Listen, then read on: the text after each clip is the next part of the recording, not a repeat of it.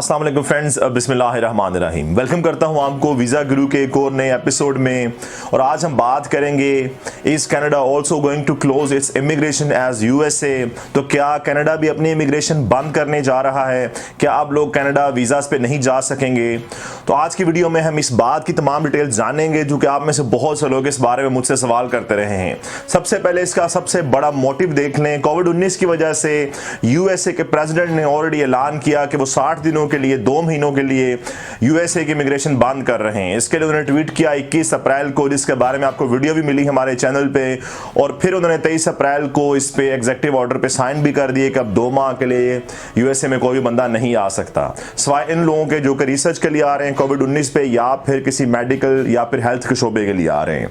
अब यहाँ पे एक बात मैं आपको बताता चलूँ, जब यूएसए ने ऐसे किया तो बाकी कंट्रीज पे भी असरात पड़ना शुरू हुए।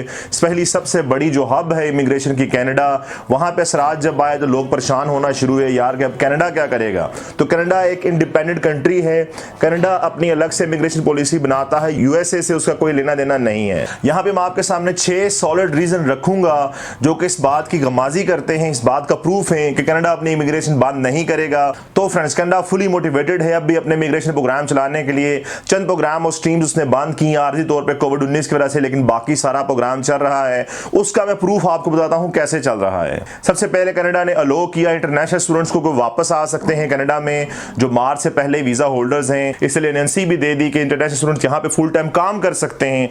इसके अलावा work permit holders, PR holders को कहा कि वो मार्च से पहले जिनके पास परमिट्स हैं वो वापस आ सकते हैं। उसके बाद कनाडा ने टेम्पररी फॉरेन वर्कर वीजा पे कोई पाबंदी नहीं लगाई, अभी भी लोग वहां पे जा सकते हैं, अप्लाई कर सकते हैं, तरीकाकार मौजूद है। 10 शोबे खास तौर पे कनाडा ने ओपन कर दी है, बहुत बड़ी तादाद में उनमें लोग जा सकते हैं, जिनमें एग्रीकल्चर, उसके अलावा सप्लाई चेन और उसके अलावा ट्रक ड्राइवर्स, ये तमाम शोबा जात शामिल हैं। उसके अलावा कनाडा ने एक्सप्रेस एंट्री स्ट्रीम या फिर प्रोविंशियल जो स्ट्रीम है आगे पीआर के लिए, वो कोई भी बंद नहीं की। उसका प्रूफ भी मैं आपको बता देता हूं। कनाडा जो अपने ड्रॉ निकालता है वक्तन फवक्तन एक्सप्रेस एंट्री स्ट्रीम के लिए, जिसके थ्रू लोगों को इनवाइट किया जाता है कि वो पीआर के लिए अप्लाई करें। इसमें लेटेस्ट ड्रॉज जो आए हैं वो मैं आपको बता देता हूं। एक्सप्रेस एंट्री ड्रॉ निकला 16 अप्रैल और 15 अप्रैल को। ब्रिटिश कोलंबिया की प्रोविंशियल नॉमिनी प्रोग्राम में ड्रॉ निकला 16 अप्रैल को। 2 एक्सप्रेस एंट्री ड्रॉज निकले 9 अप्रैल को। ब्रिटिश कोलंबिया का 3 पीएनपी ड्रॉज निकालने का ऐलान हुआ 6, 7 और 30 मार्च को।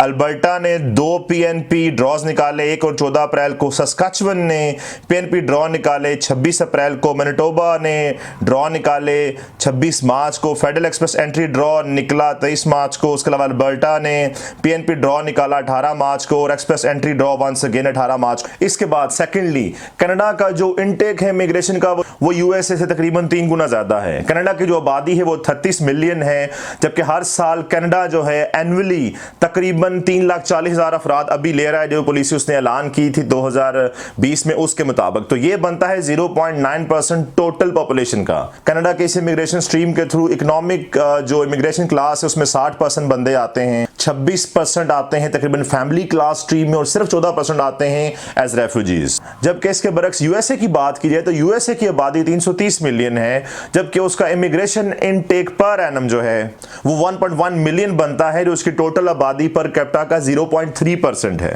तो इमिग्रेशन प्रोग्राम के थ्रू सिर्फ 10% अफराद आते हैं यूएसए में, 70% आते हैं फैमिली क्लास के थ्रू, जबकि 20% लोग आते हैं बतौर रेफ्यूजीज यानी इलीगल बॉर्डर क्रॉस करके।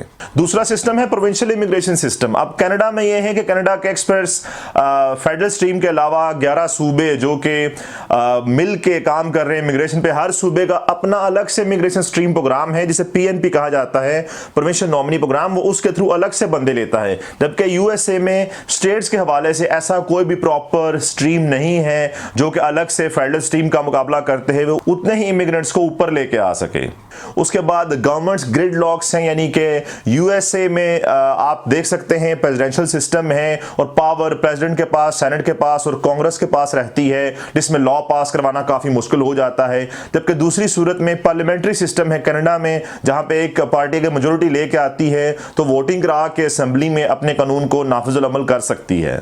कनाडा का बॉर्डर कंट्रोल यूएसए की निस्बत बहुत अच्छा है। यूएसए का बॉर्डर आप लोग जानते हैं मैक्सिको से मिलते हैं और बाकी कुछ कंट्री से, तो वहां पे इलीगल इमिग्रेशन माजी में बहुत ज़्यादा रही है, जबकि कनाडा में ये हाल नहीं है। अभी रिसेंटली सिर्फ कोविड-19 की वजह से बहुत से लोग यूएस का बॉर्डर क्रॉस करके कनाडा में आए, जो कि हिस्ट्री की सबसे बड़ी तादाद कहलाई जा रही है। इसके अलावा कंट्रोल कनाडा का पहले और बाकी आने वाले फ्यूचर में भी बहुत सख्त नजर आता है अपने बॉर्डर्स पे।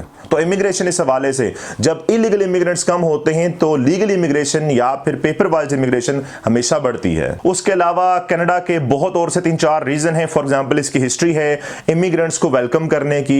उसके अलावा इसका जियोग्राफी ऐसी है कि यहाँ पे सूबे हैं फैले हुए डिफरेंट मकामात पे जो कि अपनी स्ट्रीम चला के भी लोगों को लेते हैं। उसके अलावा यहाँ पे पॉलिटिकल सिस्टम है जो ये जानता है कि 20% अफराद कनाडा में इमिग्रेंट बैकग्राउंड के हामिल हैं, तो उन्हें उनसे वोटिंग भी लेनी होती है या उनकी दूसरी तीसरी जनरेशन यहाँ पे काम कर रही है। और कनाडा हमेशा से वेलकमिंग रहा है, इसके लोग भी और उसको पॉलिटिशियंस भी। तो ये बहुत सारे रीजंस थे फ्रेंड, जिनकी बुनियाद पे मैं जाती तौर पे हर्ज करना चाहता हूं कि कनाडा अपनी इमिग्रेशन इंशाल्लाह ताला बंद नहीं करेगा, बल्कि जो प्रोग्राम्स वो अभी चला रहा है जिनमें इसने बहुत ज्यादा लीनियंसी भी दे दी। एला में एयरपोर्ट्स में जो कि काम आती हैं वर्क वीजाज के लिए, उसमें कंसेशन दे दी कि ऑनलाइन अप्लाई कर सकते हैं एम्प्लॉयर। तो ऐसी तमाम चीजें हैं, ये ऐसे तमाम साइंस हैं कि कनाडा पे कोविड-19 का असर इस लिहाज से सिर्फ पड़ा है इमिग्रेशन प्रोग्राम्स जो कि बहुत जरूरी नहीं है, जैसा कि टेम्पररी विजिट वीजा उसको ब्लॉक किया गया है।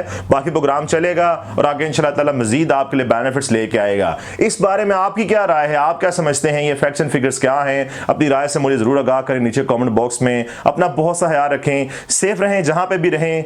अल्लाह हाफ़िज़ नासिर, बाय बाय।